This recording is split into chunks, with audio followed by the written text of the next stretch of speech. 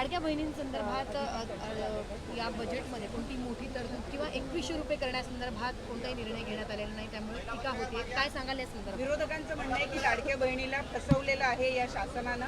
मला वाटतं विरोधकांच्या नजरेमध्ये नेहमीच लाडकी बहीण योजना ही खूपच आलेली आहे. मुख्यमंत्री माझी लाडकी बहीण ही योजना महायुतीच्या सरकारची अतिशय महत्त्वाकांक्षी अशी योजना आहे आणि आज जवळपास 2,52,00,00,000पेक्षा अधिक महिलांना आम्ही दर महिन्याला हा लाभ त्या ठिकाणी पोचवत आहोत. खरं तर विरोधकांनी तर अशा पद्धतीच्या सुद्धा वावड्या उठवल्या होत्या किंवा अशा पद्धतीचा सुद्धा अपप्रचार सुरू केला होता की निवडणुका झाल्यानंतर महायुतीचं सरकार आल्यानंतर महायुतीचं सरकार ही योजना बंद करेल, अशा पद्धतीचा अपप्रचार त्यांनी सुरू केला होता.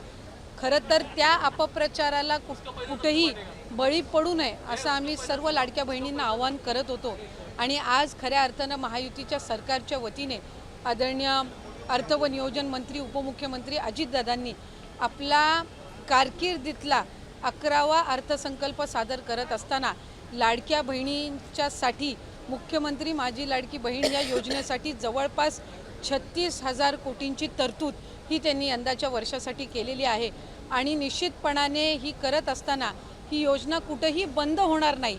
जो प्रचार विरोधकांकडून करण्यात आलेला होता की डिसेंबर महिन्यानंतर या योजनेचा लाभ मिळणार नाही, या उलट जानेवारी असेल त्याचबरोबर फेब्रुवारी आणि मार्च महिन्याचा एकत्रित असा लाभ याचं वितरणसुद्धा आम्ही 2 दिवसापूर्वीच सुरू केलेलं आहे आणि लाडक्या बहिणींच्या खात्यामध्ये फेब्रुवारी महिन्याचे 1500 हे त्या ठिकाणी 2 दिवसातच पोचलेले आहेत आणि मार्च महिन्याचे 1500 सुद्धा ते पोचवण्याचं कामसुद्धा प्रगतीपथावर आहे.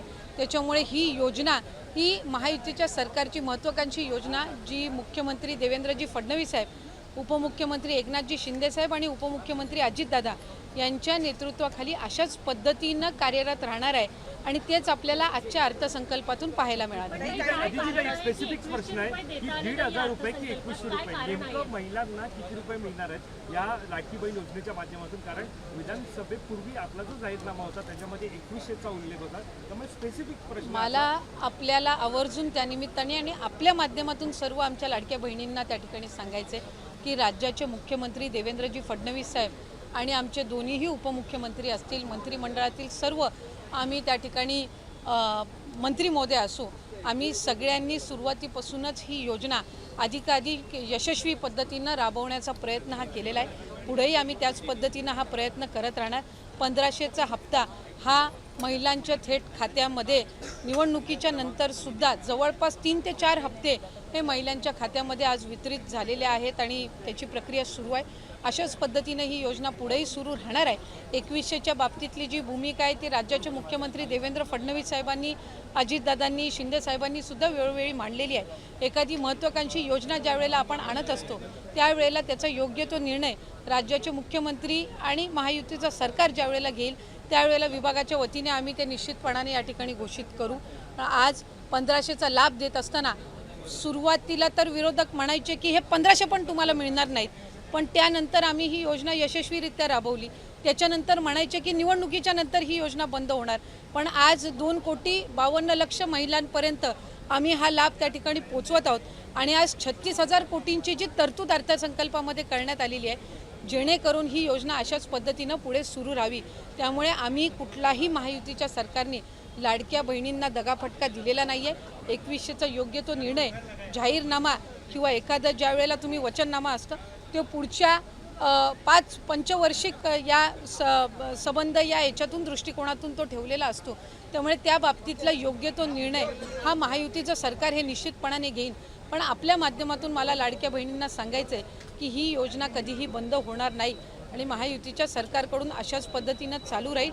या उलट या अर्थसंकल्पामध्ये महिलांना आर्थिकरित्या सक्षम करण्याच्या दृष्टिकोनातून उमेद भवन असतील, अस्मिता भवन असेल, त्याचबरोबर त्यांना सक्षम करण्याच्या दृष्टीतून आर्थिक साक्षरता आणणं असेल, हे सगळे उपक्रम हाती घेण्यासाठी सुद्धा भरीव तरतूद ही या अर्थसंकल्पामध्ये केलेली आहे. त्यामुळे महिलांना अधिकाधिक सक्षम करण्याच्या दृष्टिकोनातून आम्ही काम करत आहोत.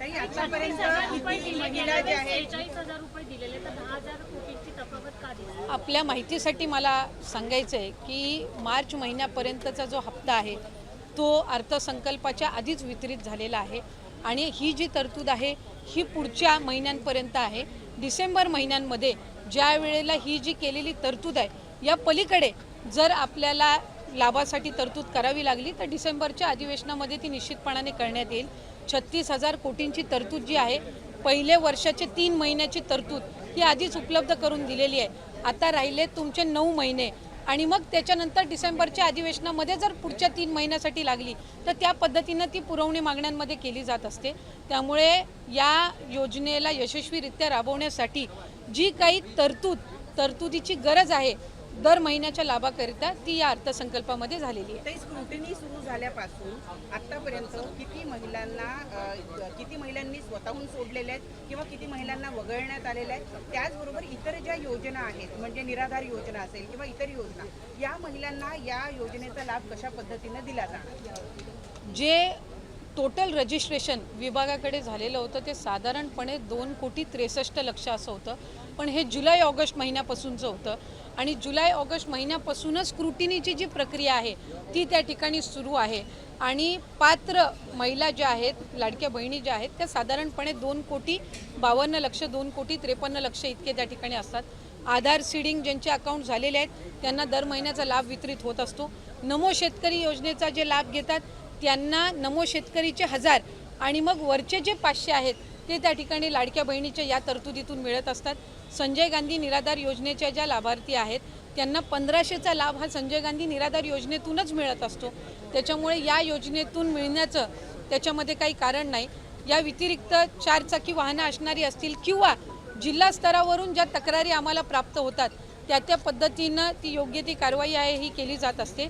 आणि परत ज्यांनी आम्हाला या योजनेचा लाभ नको आहे किंवा आम्ही या योजनेच्या लाभासाठी आता पात्र नाही आहोत असे जे अर्ज आहेत हे काही हजारांच्या संख्येमध्ये आहेत.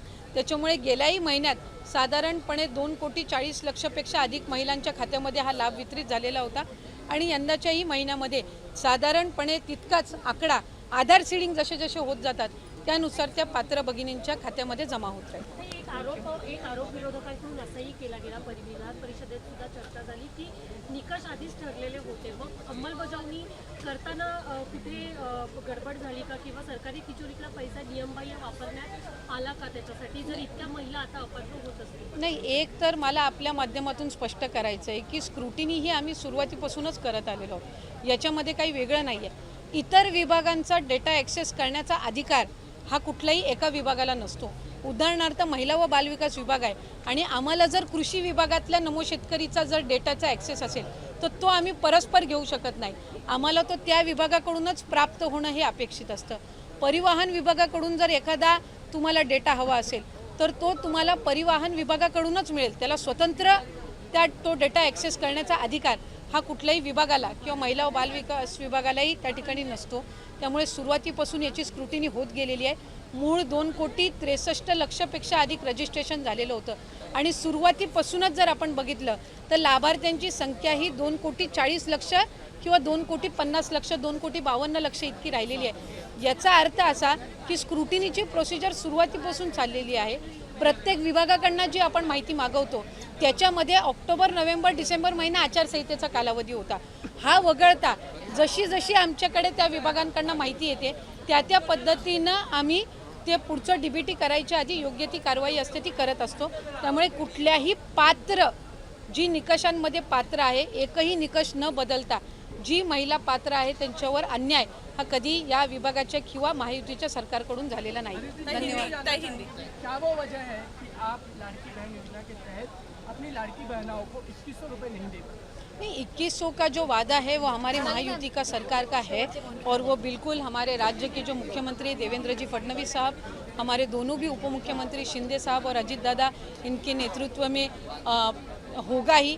लेकिन आज जो हमारे ऑपोजिशंस है वो एलिगेशंस जो कर रहे थे कि ये योजना जो है ये बंद की जाएगी इलेक्शन के बाद, उनके मुंह पे ये तमाचा तो बिल्कुल आज का हमारा जो बजट है तकरीबन 36,000 करोड़ की जो बजटरी यहाँ पे प्रोविज़न है वो की गई है.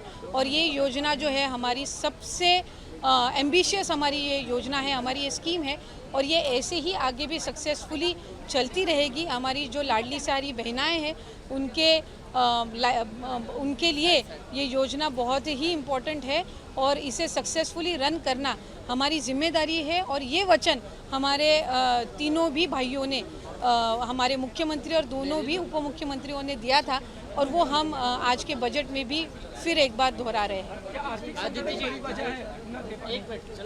नहीं, बिल्कुल भी नहीं। और उसके बारे में जो डिसीजन है वो राइट टाइम पे राइट डिसीजन जो है वो लिया जाएगा। आज हमने ये स्कीम जो है वो एक सक्सेसफुली हमें रन भी करनी है और वो आगे भी चलती रहेगी एक बात। और इसके अलावा फाइनेंशियल लिटरेसी हो या महिलाओं को बचत गट के द्वारा ज़्यादा से ज़्यादा इंफ्रास्ट्रक्चरल सपोर्ट देना हो, इन चीज़ों पे भी इस बजट में कंसंट्रेट किया गया है। और सारे तरफ से सेल्फ हेल्प ग्रुप्स हो, लाडली बहना हो, लेक लाडकी जैसी योजनाएं हो, इन सब को ज़्यादा से ज़्यादा बजटरी प्रोविज़न जो है ये हमारे इस साल के फाइनेंशियल बजट में हमने देखा है। एबीपी माझा, उघडा डोळे बघा नीट।